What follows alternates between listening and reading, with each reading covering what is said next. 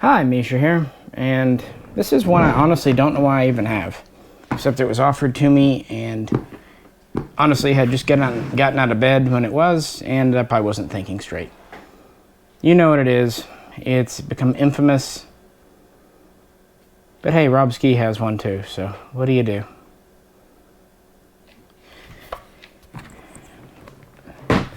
So this is literally just a preview video. Just got it. First impressions here. What we think. Let's look what it comes with real quick. We have the mag in it. We have another mag in a Ziploc bag. We have an eyepiece. We have an oiler and cleaning toolkit. We have this. What is this? I don't know. Put it in here. It's small.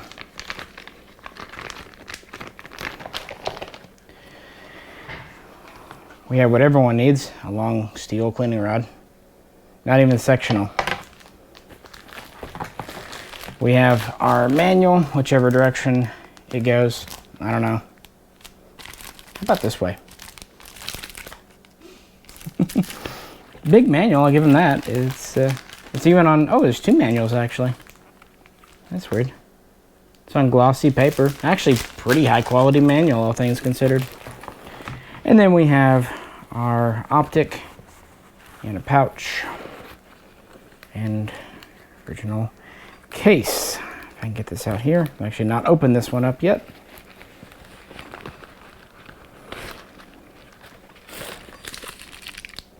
So this has the protector on the end, just a little bit of paper. Pretty standard battery powered Soviet style optic. Let's see if there's anything else in here. Yeah, there is. Got a pouch, batteries, and a little bit of a little tool there, adjustment tool. So yeah, that's what's in there. And that's it. Oh yeah, the all-important bent chamber flag thing. So yeah. Now I've obviously had this out of the box already because I took the rivet out and put on the Dragunov style flash hider. That's on a pretty standard looking barrel. This is supposed to be a Lothar Walther out of Germany. We do have our adjustable gas. Typical rear sight. Weird adjustable front sight that I'm not super crazy about, frankly. This one has the smooth top cover.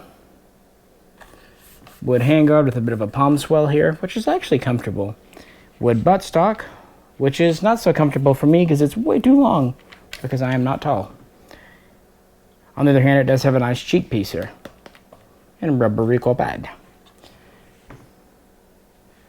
So this takes, of course, standard 10 round SVD mags. It does have a bolt hold open. See, way too long for me. Actually, very nice trigger, at least on this one. I really am actually impressed with the trigger.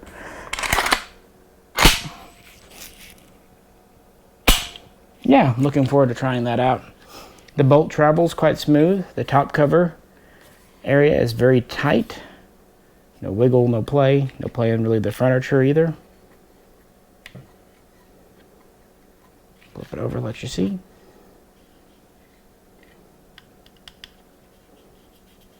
Regular receiver. And over here to this side, scope mount, and everything else. And again, it just comes with a muzzle nut, much like the Zstava M91 or any of those things. You can just pull it out and screw this on. I think it's 5/8 by 24 threads, memory serves. So we'll be comparing this to the other DMRs like the PSL, the M91, the M76, and eventually, hopefully, getting out to the range finally. But life has not cooperated too well. One thing I will point out real quick, if you look, with this flash hider on, it no longer fits in its case, which is unfortunate, but it is at least a good case. It's just not going to be very useful once you have your scope on and your flash hider on the gun. And with that, let's go to the table and take a closer look. Alrighty, here we are laid out for the HD18. And yeah, I don't know, a sling accidentally fell on it. Here's our oiler for what it's worth. I know there could be jokes being made about the cost of these and the fact that you get a cheap plastic oiler. Of course, the counter to that would be, would you rather not get one? Here's our cleaning toolkit. It is correct SVD style with the hook on the end. Here's our scope cover. Doesn't look Russian at all, does it? And here's our optic, our variant of the bullet. PSO 1. Put the rubber eye cup on it. Well, partially on, still lapping up a little bit there. I'll fix it in a minute.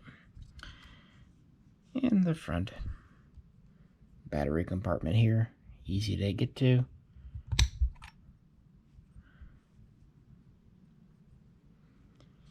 And hey, batteries included, right? That's gonna be worth something.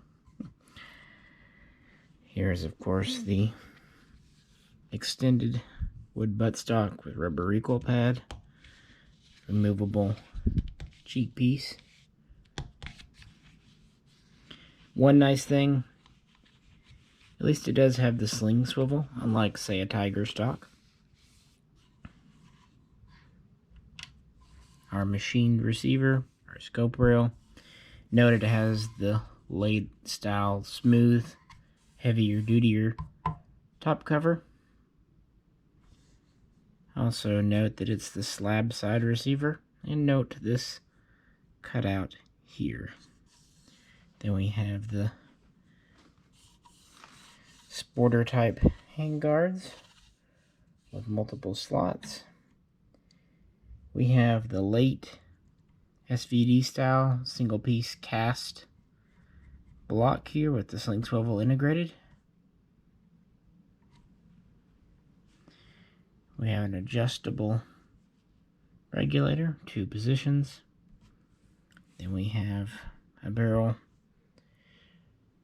that is certainly not shortened with the flash hider here, no bayonet lug, and the kind of HD18 style drift adjustable sight, but at least the rear sight is standard.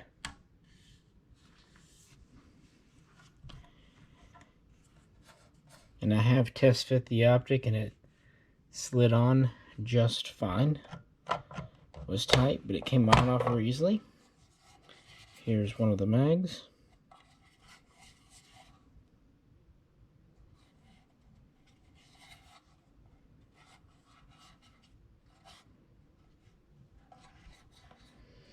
Here's the underside of our receiver. It's actually an interesting story why there's this bit of a gap here behind the handguard. It has to do with kind of not exactly free floating the barrel, but the barrel, the handguard kind of recoils. It's interesting. Note it's the late style there, and then a regular trigger group here. Note it's the Russian style trigger guard, not the Chinese. And a end cap with screw there. Well, let's flip it over. And flipping it over, we have our standard controls. takedown charging handle, which always struck me as a little small on these. And these cutouts on this side too. What these are for is a detachable bipod. They didn't want to clamp it to the barrel, so they put it on the receiver, and it could fold up under the handguard for storage. Here's our adjustable gas system, which is, I love how neat it is. That's why I had the 7.62x54R bullet out. It fits right in. I mean, there's no play like it's made for it, because it absolutely is. So you have standard position, puts vents excess gas out, and then you have an adverse position that pretty much gives it full gas ahead. Fun thing is, this cartridge, of course, dates back to the 1890s and is the oldest service cartridge in the world. Of course, it has been updated. It started off as a round-nosed bullet, now it's Spitzer. And even for the SVD Dragunov, the SVD-63, when they finally made dedicated sniper ammo for it, it was 7-in-1. Then they went to 7-in-14 in the 90s. So it has been updated some. Of course, this rifle, the military version I should say, was part of that whole push in the late 50s. Between 57 and 58, trials began for a new sniper rifle, or DMR if you prefer, to replace the quickly obsoleting, new word, Mosin Nagant M9130 PU. And this was selected about halfway through 1963. It had the reliability and durability needed. But honestly, with the right ammo, while these are not Western grade sniper rifles, the SVD is really more accurate than some might give it credit for. It's certainly a sub 2 MOA gun, and 1.5 MOA with good ammo, and approaching 1 MOA with a skilled shooter and true sniper ammo and a rifle tuned in with its scope. Plenty good for that purpose of a battlefield DMR, because the idea, these needed to be relatively cheap and affordable to mass produce. So much like they were doing with the RPK, they could issue one per platoon. So it wasn't so much that these were given to highly trained, highly skilled snipers. It was more like, hey, out of 12, 15 guys, this dude is the best shot. Let's give him one of these. Increase the range out to about 800 meters. And just kind of have him on the front lines there with something a little more powerful and long-ranged.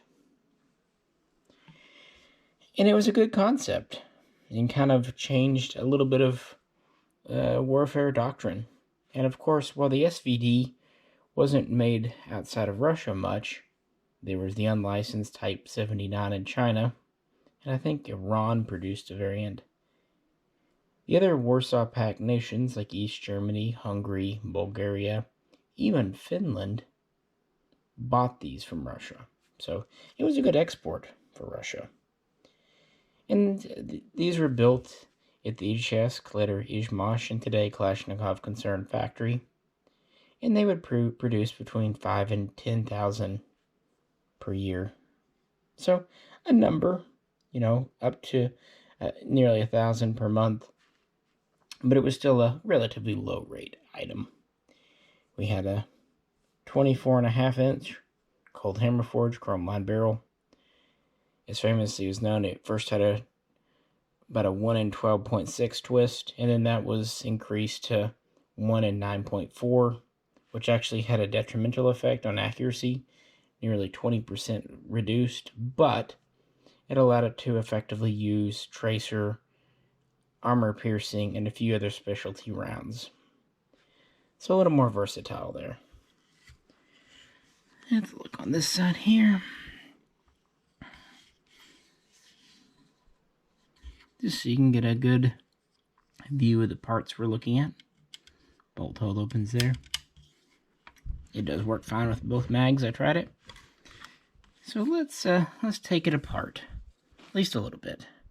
I'm not going to take the handguards off here. This is tight. This is just a little spring-loaded hinge. You can take them off, and same with the gas system up here. Maybe another time. But for now, what we do, we rotate this to about there. And with that, we can, I'm going to set you down, probably knock you over. Once we do that, we can just kind of pull our top cover. Well, maybe.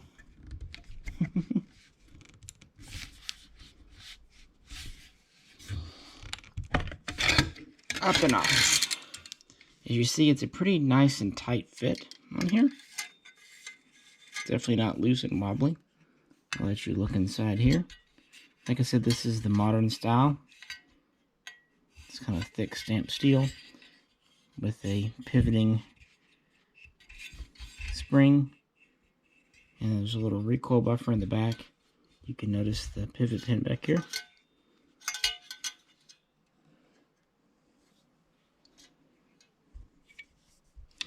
Let you look inside. There's the top to take our stock off. Here's our bolt group and our hammer. We can pull our bolt out, our bolt group at this point.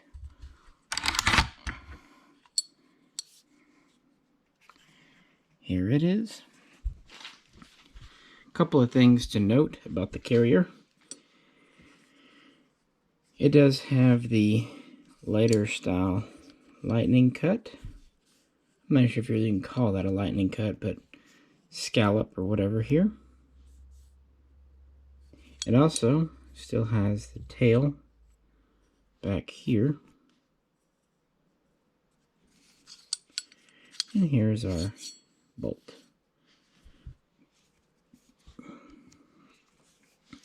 Now that's a long stem. And unlike a Kalashnikov, this has 3 lugs. And unlike the original military, much like the later Tiger, this has a spring-loaded firing pin. It's actually a very similar style to what Molot uses on Vepers today. And I'm okay with an update like that. A spring-loaded firing pin is not a bad thing, especially with our recent PSA issues. So you see the bolt.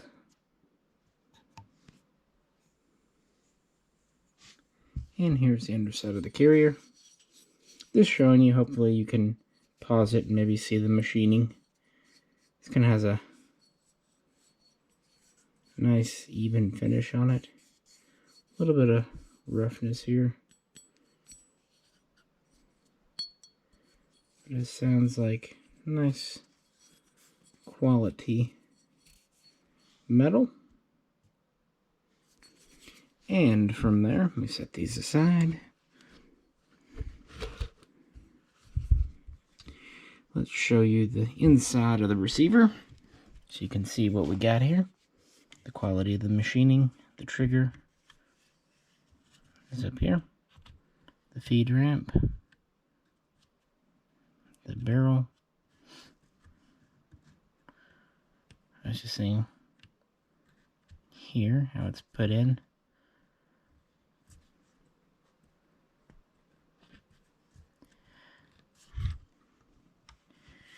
And we can take the trigger grip out quite easily. Just move our safety up. It's about there. Wiggle it out, much like you would on a Kalashnikov. Or maybe, hang on guys. Let me set you down so I can do this two-handed. There we go. Very similar look to an AK safety. Not interchangeable, of course. And once we do that, we can just yank it. Who doesn't like to yank it? Here we go.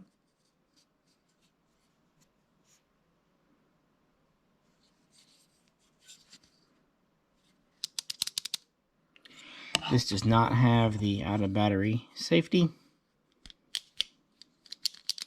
Something not on imported Tigers either.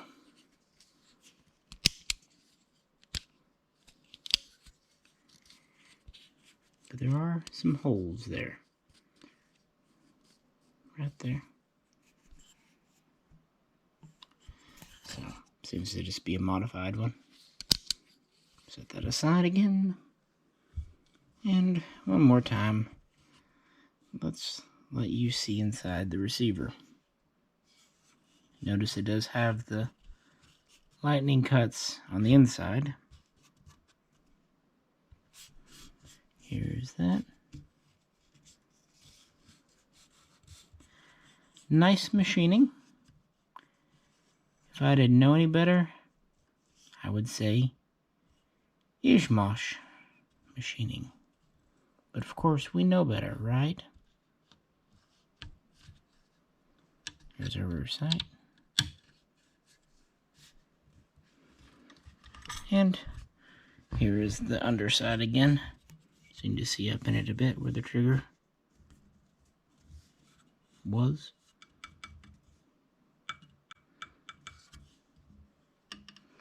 And this is supposed to be a machined, the forged receiver, not cast. And while this is a Lothar Walther barrel out of Germany, it is supposed to be cold hammer forged and chrome lined to original specifications. So what do you think? Again, I could take apart the gas system, but yeah, that gives you an idea.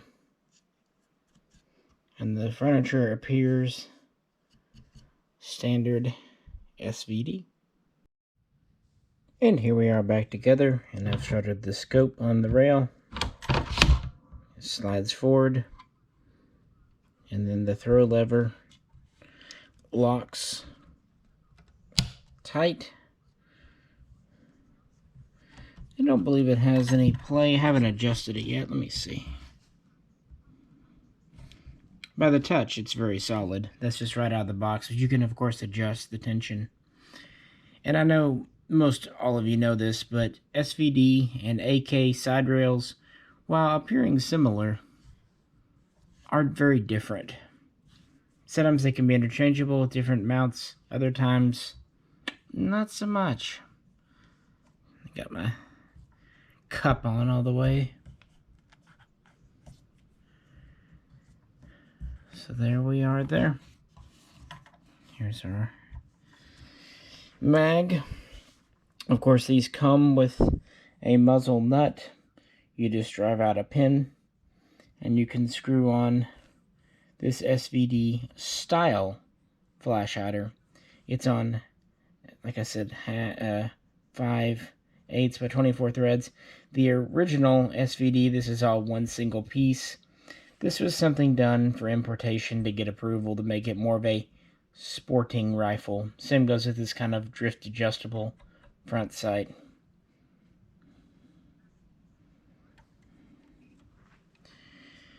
And then there we go. Again, that's removable, corrugated rubber there. And now we come to that point in the video when we compare things. And of course, what are you going to compare the the HD18 to? But of course, the Romanian Cugir PSL. This is certainly the most well-known military DMR Comblock gun in America, thanks to several true imports over the years from Century Arms, TGI, heck, even IO, and even more parts kits builds. This gun came about because in 1968 relations between Romania and Russia were not great, and this was about the time Russia was starting to export the SVD. Like I said, they adopted it in 1963. 64 was kind of advanced field trials and starting up full rate production. So by 65, they started to equip their own forces. And by the late part of the decade, they were starting to ship these out to allies. But not Romania. It wasn't just that they were holding the SVD hostage, but they were holding all kinds of military tech. Well, Cugir actually just said nuts to that and looked at their PM64, which was a license-built RPK, light machine gun, and extended the 1.5mm receiver, still stamped, gave it about a 24 and some change-inch long barrel, called hammer forged, of course, and kind of copied the SVD buttstock and actually copied the PSO1 scope, calling it the PLS, eventually be the PLS4 for power scope there. And so they didn't need the SVD, they made their own, which was not as accurate, but perhaps even more reliable, because it was a simpler design. The SVD, of course, is a short stroke system. The PSL is a long stroke because this is a true Kalashnikov. It's a variant, to be sure, but it's a true Kalashnikov. Like the Dragunov, it also had a bayonet lug. It's interesting, some have a removable muzzle brake, as on this one. Others had a fixed muzzle brake. It just depends on the contract. Of course, for import, they had to grind off the bayonet lug, and either they had the fixed muzzle brake version or they had to tack weld the muzzle brake on. Funny thing how this one has a lug and brake, huh? Oh well.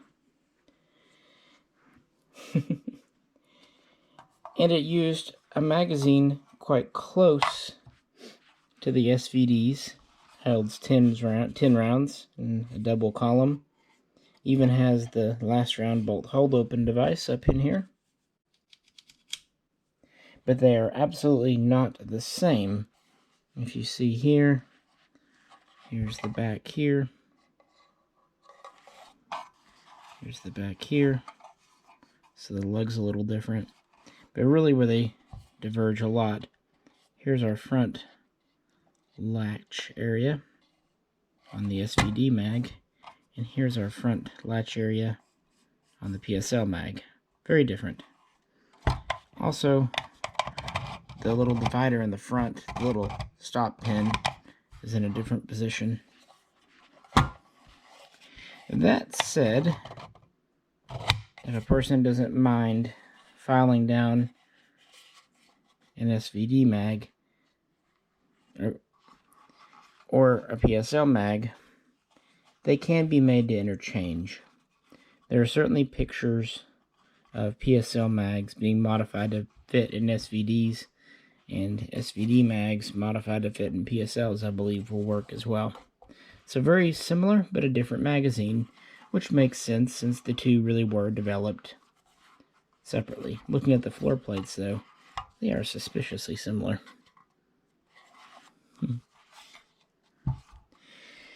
Weight-wise, these are both roughly 9.5 pounds with scope and no ammunition. And while the barrel length is basically the same, overall length, the PSL is a bit shorter. It's about 45.5 inches long, whereas the SVD is about 48 inches long. And the difference is in the buttstock. Of course, it doesn't work with this commercial stock here. The PSL has a very short buttstock. And if you notice, the trigger guard and the mag catch are right up against each other. This, on the other hand, has a trigger guard and then quite a wide space, and the mag catch is here. So just different receivers. This is a longer receiver. You know, even though this is milled, and this is stamped, since this is 1.5 stamp and it has a heavy front trunnion, heavy rear, really this doesn't feel like it's a lighter receiver than this one. This one definitely seems a more elegant design. On the other hand, I always found the little charging handle on the SVD a little small. I do like the larger handle on the PSL. One other thing to note, PSLs are designed to fire ammunition at 150 grains or less. It's a pretty light ball. And they do not have an adjustable gas regulator. The SVD is pretty much rated to fire anything, even machine gun ammo, in the Soviet military. And I think that does have to do with the recoil system, the milled receiver, and maybe the adjustable gas helps bleed off excess pressure before it gets to be a critical level. All in all, it seems to be a more rugged gun, although this might be a more reliable gun. But yeah, PSLs are neat, and this is an older import, and they're a lot of fun. But this isn't the only Comblock DMR we've been blessed with in America. Next up, of course, we have the Yugoslavian Zastava M76.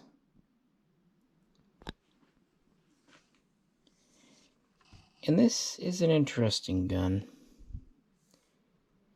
With the SVD, they kind of balance between sniper rifle and standard issue rifle, leaning more into the sniper than the standard. I would say with the M76, they took the opposite tack. While this is certainly a DMR, they had looser accuracy standards, about 2 MOA, although some were able to get up to about 1.5. But on the other hand, it was more utilized as a battle rifle. To that end, it had a true pistol grip, more or less standard buttstock. I think it's really cool. It has this same semi-pistol grip back here for that.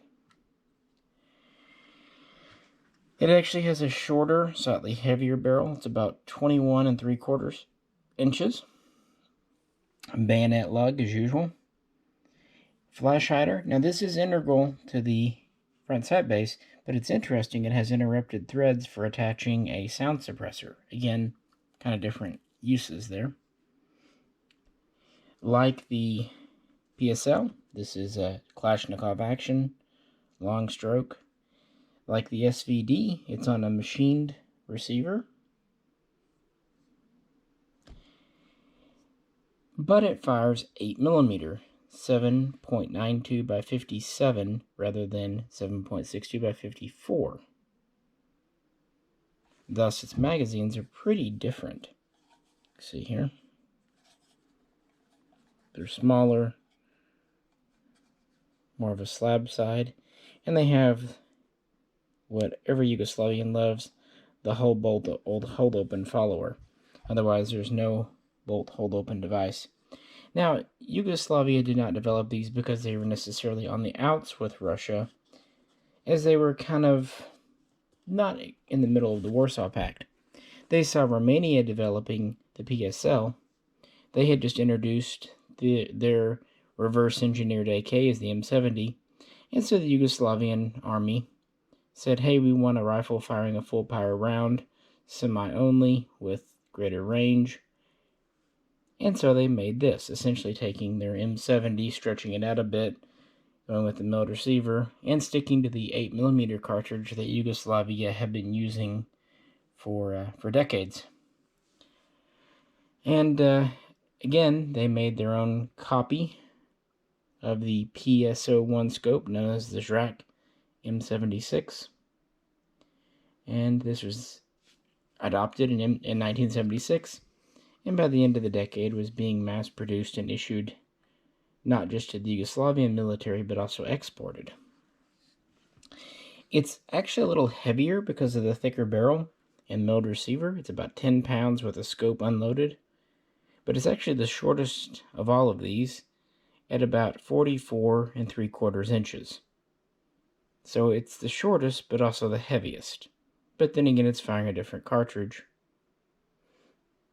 Quite interesting. I think so, anyway. And we haven't seen many of these imported. There were 80 pre-bands by Mitchell, and there are about 200 post-bands. There have been a few receivers come over and parts kits put together. There was a large batch of about 2,000 that PW Arms imported in the 90s that happened to still have the third pinhole, even though these were always semi-auto only. It was the safety, out-of-battery safety there, the auto series, the ATF defined it. So, sadly, those 2,000 very pretty M76s were recalled and torched up. So, very sad. Very, very sad. One element that this does take from the SVD is the adjustable gas system. But where the SVD just has 2 positions, this has a total of 4. Although it requires some partial disassembly, at least on some versions, to adjust the gas.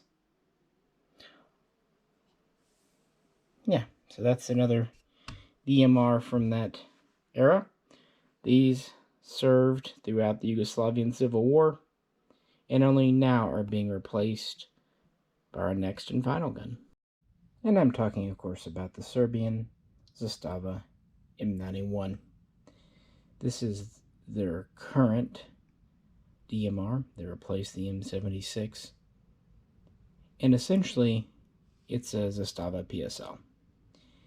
It is a 1.5 millimeter receiver. It has a 24.4 inch barrel. Interestingly, it has the same twist rate as the SVD 1 and 9.4. It is a heavier profile barrel than the PSL. It's still considered a medium. It's not a heavy barrel, but yeah, it's a little bit heavier there. Has a modern synthetic thumbhole type stock. There's a few different handguards with rails and stuff because modern times. Actually, originally the M91 had wood furniture, but that changed about 10 years ago. By the way, they have updated the SVD in Russia a few times too, of course, going to synthetic furniture. And most recently, the last few years, they went to the SVD-M, which has some interesting features. But yeah, the reason that Zastava went to this is because Serbia wanted to retire 8mm from the military. That required a new DMR. They wanted to go to 7.62 by 54R. It's an odd decision to me. I understand why Russia is sticking with it, and even Romania, because they're built around it. But why they didn't go to 7.62 NATO or something else, I don't know. It seems an odd decision to me. But then again, militaries. So basically, it's a PSL. But it does have the adjustable gas system from the M76. And it had an M76 style front end. Now this, because it's an import here, no bayonet lug, and it has 14x1 left-end threads, and a, you can put whatever you want. I put a kind of a KML flash hider, which is kind of a take on the PKM flasher on it, because it looks very similar. But yeah, the front end's kind of M76 style, but again, it's a longer gun. In fact, this is longer than the PSL. It's about 47 inches, so nearly the same length as an SVD. And again, we're still on a stamped receiver. Ironically, though, because of the somewhat heavier barrel, this is over 10.5 pounds, so it's actually heavier than the M76. It's about a pound heavier than something like an SVD. I'm sorry, an HD18. And of course, it too would need new magazines. Looking at these, grab our SVD again. Now these are very similar mags, even to the patterning on the side. The big difference, this does not have the bolt hold open in the back, has the hold open follower. Of course, this has it. Here's the front here.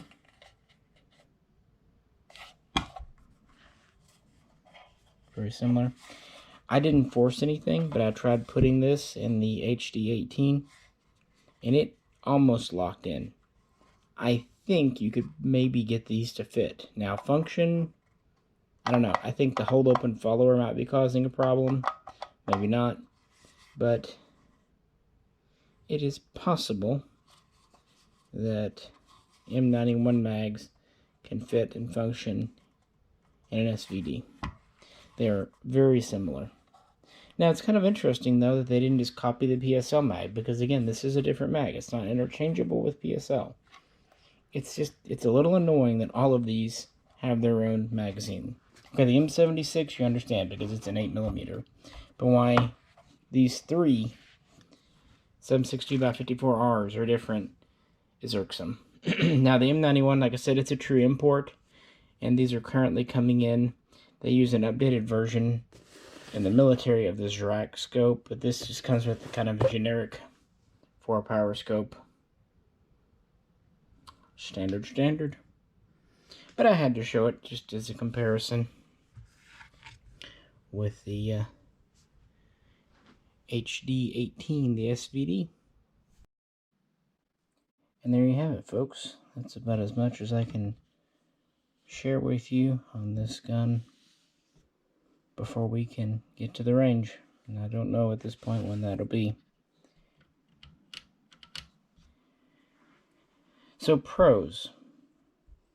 As far as the build quality, I didn't know what to expect because FEG Defense is essentially a new company.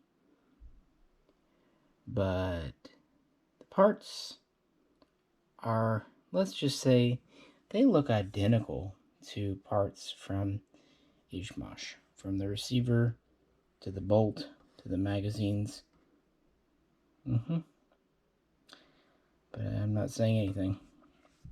The barrel, again, it's from Lothar Walther. That's fine. Good company. I will point out that China never did the adjustable gas system on their MND86 or their original Type 79. That's a Russian feature, so boy, we're lucky the Hungarians copied that feature. Likewise, it's nice that it has the cuts for the bipod in it, the removable trigger group, the late style heavy-duty top cover. Yeah. The only parts that are different and new are the buttstock, the handguards, and the front sight assembly.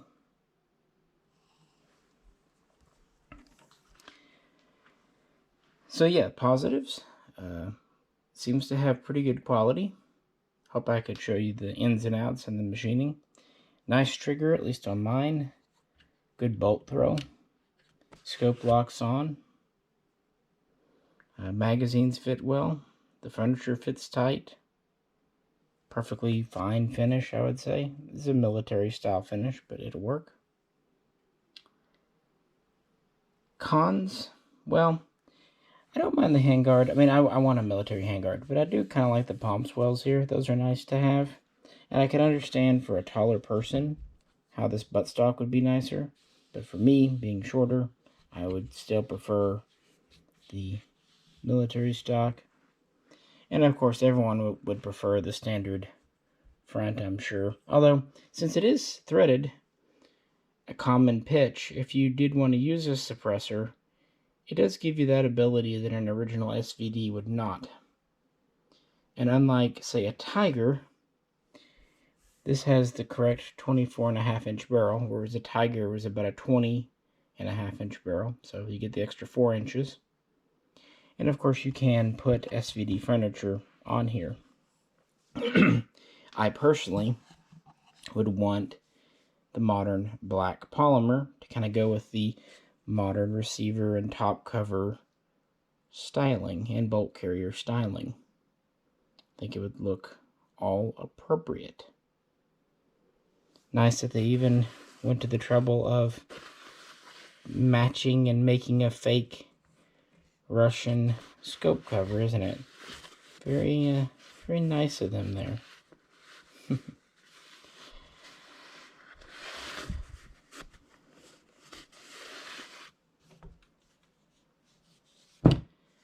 But of course, the big downside is the price point. That's a topic for another day. But the idea that there was ever going to be a $2,000 or even $2,500 SVD that was anything like authentic was a pipe dream. Even PSLs are over 2K now, and the Zstava M91s are 3K plus. I'm not saying the price is right or wrong, it's just the price is. So expecting a milled receiver SVD import for that kind of money was never realistic, and I think most people realize that. The price is what it is, and there's no arguing over it. But I completely understand those who say it's too much for them, because it's not the most accurate, the best rifle out there. There are more reliable guns. There are more accurate guns. People who get these, they want an SVD that they can shoot. And with the price of Chinese NMD 86s at 7,000-8,000 now, and Tigers at 5,000 to 7,000 now, and considering Tigers lack the adjustable gas system, have a short barrel, and just generally speaking have been neutered in other ways. In fact, a lot of Tigers came with 5-round mags, not even 10. I think if it were me, I might pick a Chinese over this. I don't know, I had to see the Chinese. But if it were between this and a Tiger, right now I think I would go with this. Because if you swap furniture in the front sight, you can have an original feature SVD. With a Tiger, you never really will, because you always have that short barrel. I think that's why I didn't ever pick up a Tiger along the way. Just wasn't quite my cup of tea. Anyway, the price is what it is. 100 have come in. At the time, that was all that FEG had parts to make. They sold, but of course there was a bit of a rocky road there. Will they tool up and start to produce parts? And if so, will they look like these? Yeah, we'll see. I also found the serial number quite interesting on these. You'd expect it to be like 1 through 100 or 100 through 200 or... No, not really. Yeah. Not bad for something that I wasn't really planning on picking up, that I had a phone call for while doing my morning ablutions and not really thinking about it. But then again, all 4 that you saw in this video, I don't think I really went out for any of them. The PSL I picked up to help a friend out and liked it so much I kept it. The M76 I traded a friend for because he had 2 of those. And the M91 I got as a teeny gun, and I just kind of hung on to it and kept it, paid for it, all that good stuff. So, while I don't seek these out, I do find them interesting. The others because they kind of add to the whole Kalashnikov thing. This because it's a unique design and goes really well with my RPKs and AKMs and what have you. And even though the SVD-M is starting to go into Russian service, the good old SVD is still hanging around and probably will be there for some time to come, as will 7.62x54R. Just no real good reason to replace. Well, there you go, guys. I hope you were able to see the machining. Hope you found this kind of hangout interesting. This just came in, so thought I would share it with you for whatever that is worth. If you have any questions or comments, please feel free to post them. And as always, if you'd like to help support us, check out the link to our Patreon page, blah, blah, blah, all that good stuff. I hope Jay gets back soon so we can get to the range. That would be great. This is Misha, and I'll catch you very soon next time.